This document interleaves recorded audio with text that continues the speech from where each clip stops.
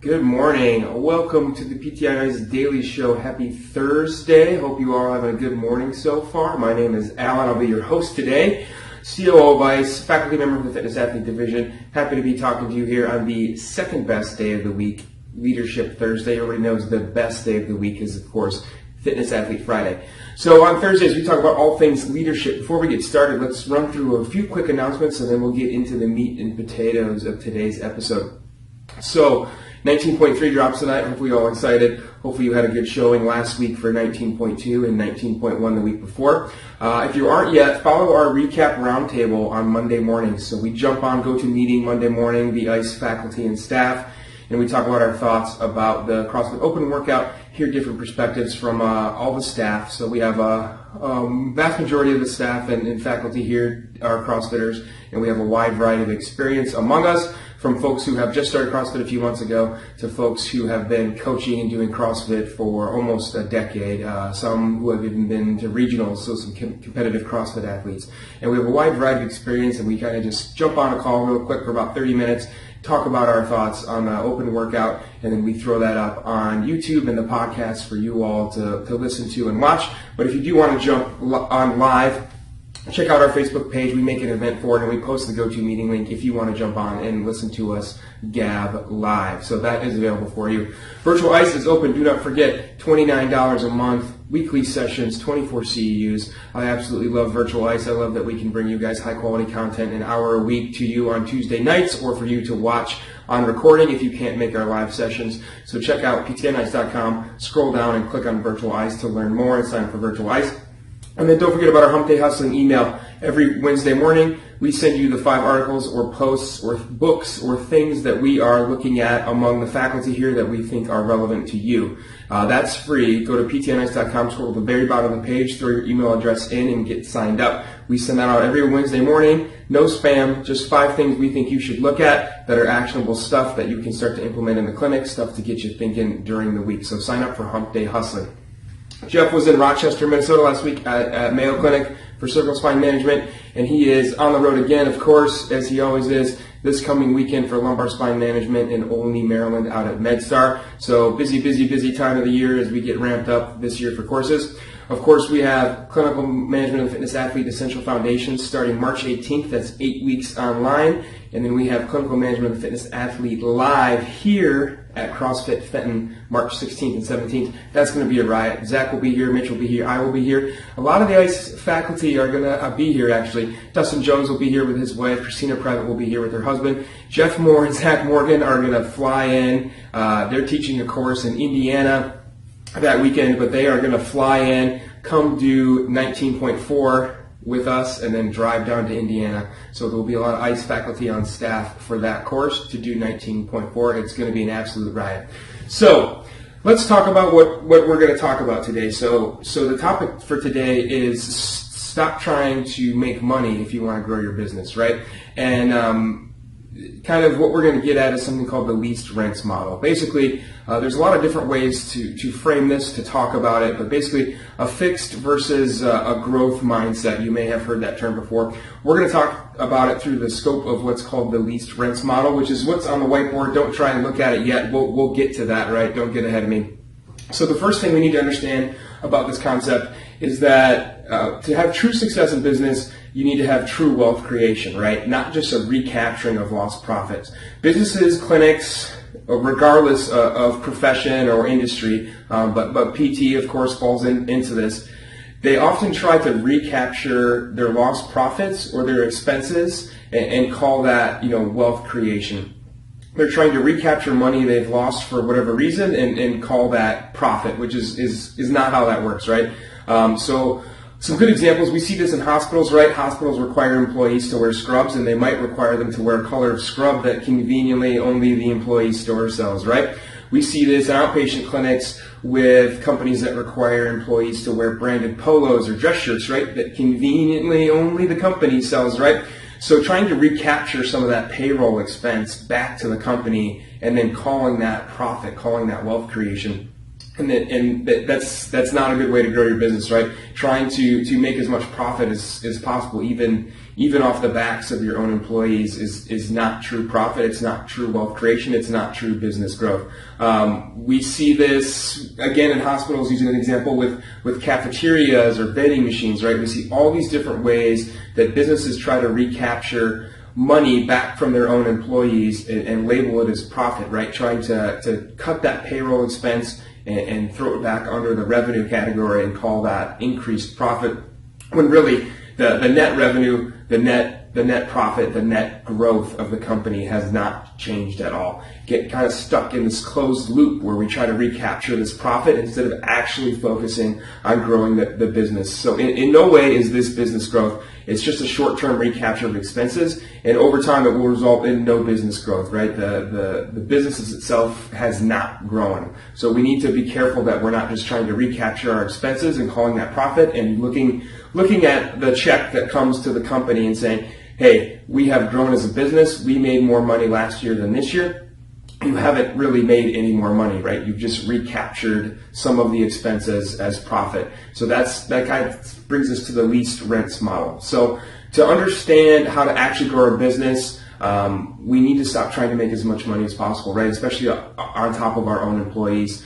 So we need to stop what's called rent-seeking behavior, where we're trying to seek rent from people. So I'm going to pull the whiteboard out here and apologize for my handwriting.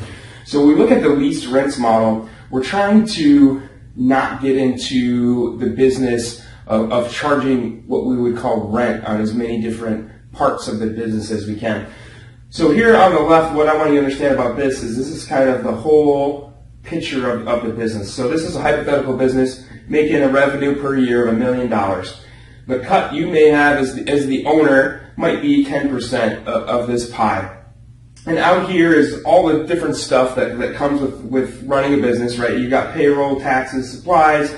You got to pay an accountant. You got to pay a lawyer. You've of course got utilities. You might have rent on a physical location, or property tax, or a mortgage, or whatever. All this stuff out in this space here, and your cut of this might be 10%. So after everything's said and done, your cut, your share of $1 million would be $100,000, right? And so what we see happen a lot with businesses is they try to recapture all the stuff that's out in the circle. They start to worry about what's out in the circle, and they try to increase their slice of the pie, right? So there's their starting 10%. Now they might implement a use it or lose it vacation policy, and they might make it difficult for their employees to take vacation so that they don't actually have to pay their employees any vacation time. And that might get them 5% more of this pie back. They might have that branded uniform thing going on where they get 5% back of all the money they spend by having their employees wear branded uniforms. And then they might do something where they bring continuing education in, and they offer continuing education as a benefit, but they charge folks to come to the course that they host at their clinic, and they make that 5% back. So they've increased their share of this pie to about 25%, right? So now they're getting a quarter of this pie back. So theoretically, it seems like they're making more money, right? They've increased from $100,000 to $250,000. But the thing to remember here is that this revenue has not changed at all, right? This is still $1 million.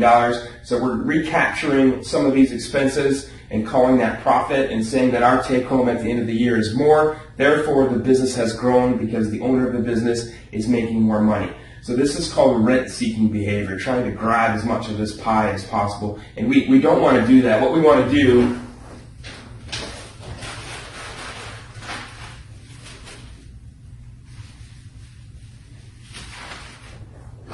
is we actually want to grow that circle, right? We want to keep that same 10%, but now we want to grow this circle so much bigger. So we still want that 10%, nothing wrong with that, but we want to grow this circle so that the revenue now is not $1 million, but maybe it's $5 million. So instead of trying to grab more of the pie, keep your slice the same, but grow your actual business. And we'll talk about different ways to do that here in a second. But grow this circle as much as you possibly can, because we know that now 10% of $5 million is now $500,000, right? So we kept that same 10%. We didn't try to get more of this pie, but now we've made twice as much money as with the other model that was over here by trying to recapture all those expenses as profit, right? By following the leased rents model, by trying to focus on growing the actual business, the actual walls of the business, the actual revenue that comes in, and increasing your total revenue, your cut, even though we don't increase the percentage at all, you actually end up making more money home. And that's where we want to be. You're taking more money home, you're growing the overall business, and you stop caring about what's going on here, right? This is just the stuff that happens when you own a business, right? It's stuff that has to happen, it's stuff that needs to happen, but just try not to think about all this stuff that's going out here and how you can grab some of this and turn it into increased take home for yourself. Keep your share of the pie the same, but grow that pie, and you will end up making more money than if you try to spend all of your time recapturing these expenses as revenue. So how can we do that? How can we recapture, how can we increase the walls of the circle, right? We need to expand the offerings of your clinic, expand the offerings of your company. Maybe that means seeking out and headhunting some clinicians that have expertise that you don't, right? Maybe you are just a traditional orthopedic clinician. You're kind of well-versed in treating the spine and the extremity joints, but you have no clue about the pelvic floor, but maybe that is a way you can go. You can seek out a really well-trained, well-skilled, well-versed pelvic floor physical therapist that you can bring into your clinic. That will help you expand that circle, right? You are now reaching a part of the market that you could not reach before, and that may mean you don't make a lot of money initially, right? You may have to pay that person a lot to have them come work at your clinic, and that your cut of the pie is very, very small. Or it may mean that you start to train somebody up in your clinic to do that yourself, right? We've talked on here before about how much more beneficial it is to keep people's side hustles within your company.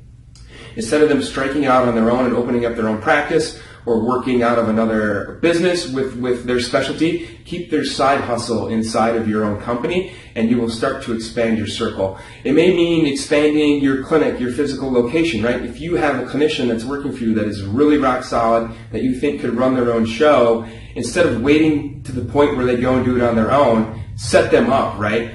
Spend the money to set them up with their own location, give them a clinic, 25 or 50 miles away, and now your slice of the pie remains the same, but you've expanded the circle, you've expanded your net revenue. And as they continue to grow their circle, your circle gets even bigger because it's inside of your own circle, right? So the circle continues to get bigger, and without worrying about trying to take more of the pie, your overall take home increases. So we have to stop trying to make as much money as possible out of the limitation of what we have out of our small circle and focus on growing the circle. We have to increase our overall value. We see this rent-seeking behavior not only in business, but we see it in professional organizations as well, right? We see this happen with advocacy, right? Physical therapy organizations advocate that only physical therapists can do X treatment and that no one else can do it. And a law is passed and only physical therapists can do X. And then maybe not enough people are trained to do X, and so patients aren't actually able to get X. And not only does that circle not grow, it shrinks, or maybe the law gets overturned, and then maybe nobody in that state can do X, right? So not only are patients not getting served, that circle has shrunk or stayed the same, and we're not able to expand that circle. We see this happen with non-compete agreements in clinics, right? You make your employees sign a non-compete that says they won't practice for 2 years, or they won't practice within a 100-mile radius. And then if they do leave, they can't offer their specialty. So maybe you did hire that pelvic floor therapist, but then they decide to leave, but you made them sign a non-compete. So now no one in your market area can offer pelvic floor physical therapy because the one person that you brought in to do it can now not work for 2 weeks, right? You tried to seek too much rent on that person, and now no one can offer that service for the next couple years or within your market, and now that circle cannot expand, right? So we have to grow that circle as much as possible. It's something that I think we do really well here at ICE. Jeff talked a couple weeks ago about what do leaders actually do, what should the CEO of a company actually do, and the CEO should always be hustling to expand that circle, right? And not try and get more of the pie. we've had the conversation a few times about trying to increase the slice of the pie that ICE takes from faculty members for courses. And every time we've decided it was a bad idea, right? We want to keep that slice of the pie the same and just grow the circle instead. And it's worked really, really well for us. So we need to recognize that recapturing lost profit from your expenses is not actual growth. That recapturing expenses by passing it on to your employees not only limits your growth, but it limits their growth as well, which then further limits your growth, and that we have to focus on growing the circle as much as possible and not just trying to take more of the pie. So the bigger the pie, even though your slice size remains the same, will get you more and more and more money down the road. And without focusing on making money, you will actually make more money, right? It seems counterintuitive, but all of the business research and all of the different business models tell us that it actually is the best way to do it. So I'll finish with a few quotes here from Greg Glassman, the CEO and founder of CrossFit. Not only is he kind of a wizard in the way that he has changed fitness from the actual fitness perspective, but he is quite a savvy businessman. I challenge you to go onto YouTube and look at some of his business videos. It's as fascinating to listen to him talk about business as it is to listen to him talk about health and fitness. So a couple quotes here from Coach Glassman. Rent seeking is a lost opportunity to create value and therefore true wealth creation. Remember that money is essential to run a business, but it's not why you should run a business. Trying to make as much money as possible is no way to run your business. So Greg gives a good example on this, where the slice of the CrossFit pie is just the money that they make from teaching the training courses for CrossFit trainers and from the money that they charge CrossFit affiliates to be a CrossFit affiliate. He says he does not care about all the other stuff that's out in the circle. He says that he's often told that he should make CrossFit gyms use only CrossFit branded gear and make CrossFit coaches wear only CrossFit branded apparel, and that would give him more slices of this pie, right? He would be able to change how many slices of the pie he can take if he changes how he runs CrossFit, and he's adamant in this model that the best way to expand how much money CrossFit itself makes is to actually grow the circle and not be concerned with everything that happens outside of CrossFit's slice of the pie. And so obviously that has worked really well, right? CrossFit is the number 3 company on the planet as far as location goes. They've jumped from a couple $1,000s in net revenue back when it first started to now being, doing hundreds and hundreds of millions of dollars of business. So Greg Glassman is a big proponent of this model as we are here at ICE. So he's done very well. Another person that is really big in this model is Gary Vaynerchuk. If you know who Gary V is, big social media entrepreneur.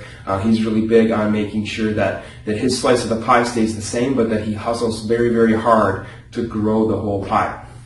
So check out the lease rents model if you're interested in this kind of thinking. This applies not only in your business and your clinic, but it kind of applies to overall, just kind of how you approach things. If you try to be more exclusive, that is, bringing stuff from the outside in instead of inclusive, keeping stuff internally, you can kind of grow your circle. And that works not only for business, but it kind of is as a professional in your career. If you try to bring as much outside in as you can instead of just trying to hold on to what you've got, you'll find that it's much easier to experience growth. So that's what I've got for you. 19.3 drops tonight. Good luck. We will be doing it here at the gym tomorrow night at Friday Night Lights. And then we will be recapping it Monday morning on Recap Roundtable. Don't forget to check out Virtual Ice. Don't forget to check out Hump Day Hustling. Sign up for the Hump Day Hustling email. Don't forget about Fitness Athlete Live here, March 16th and 17th. And don't forget to check out Fitness Athlete Essential Foundations starting March 18th, 8 weeks online. And don't forget about the ICE Sampler coming up quickly here in Las Vegas, April 6th and 7th. 3 hours of content from 8 of our faculty across the weekend. It's going to be fantastic. We'll have a lot of fun out there in Las Vegas. That's all I've got for you. Have a great Thursday. We'll see